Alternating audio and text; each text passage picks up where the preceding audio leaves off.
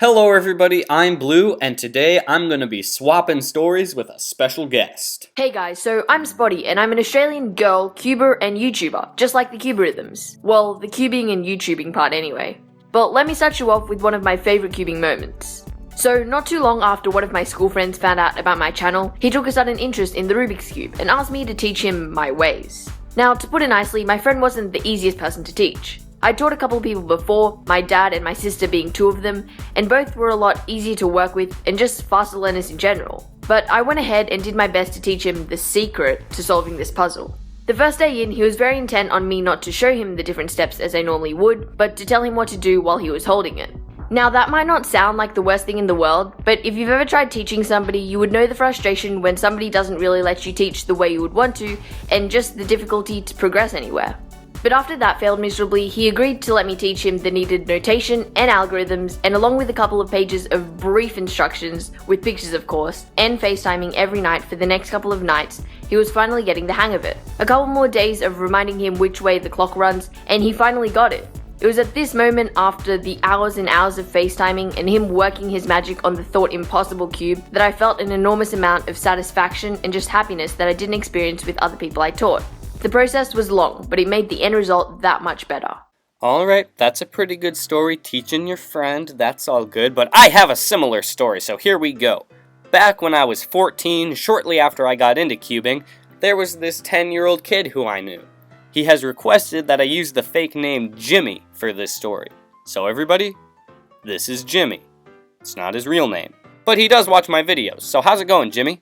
Anyways, Jimmy wanted to know how to solve the Rubik's Cube, and he wanted me to teach him.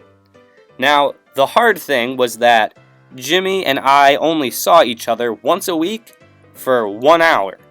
So, starting at the beginning of September, we spent 4 months learning the cube. We ended in December. What? That's right? September, October, November. Yeah, 4 months of this is step 1. This is step 2. And every time I saw him, he was like, let's do Rubik's Cubes. Let's do Rubik's Cubes. Let's do Rubik's Cubes. It was a long process.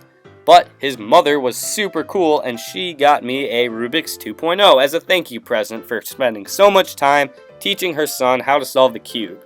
So that's my story of how I got a free 2.0. Alright, that was a pretty good story, but I think that this moment beats it. So I was casually doing a session one afternoon when suddenly, out of the blue, I got a PB! But this wasn't only my PB, it was also my first ever sub 10 solve. I was ecstatic, over the moon. I was just really happy. A sub 10 single was what I was working for the longest time. But wait, there's more. After getting that solve, I felt good. I felt fast, you know? So I continued my session with a new spring in my turns. About 10 minutes later, you would never guess what happened. I got another sub 10 solve, broke my PB again. Twice in one day. My first 2 sub 10 solves in one day. I know, crazy. Probably the greatest day in cubing history. Not really, just the greatest moment for all that 20-minute span of when this happened. Alright guys, those are the stories for today. Thank you so much to Spotty for sharing her stories with us. It was super fun animating the visuals and all that good stuff. You guys can check out her channel where we have a video of her asking Red and I some awesome questions. So I'll leave a link in the description below to that. That all being said, thank you all for watching and I will see you next time.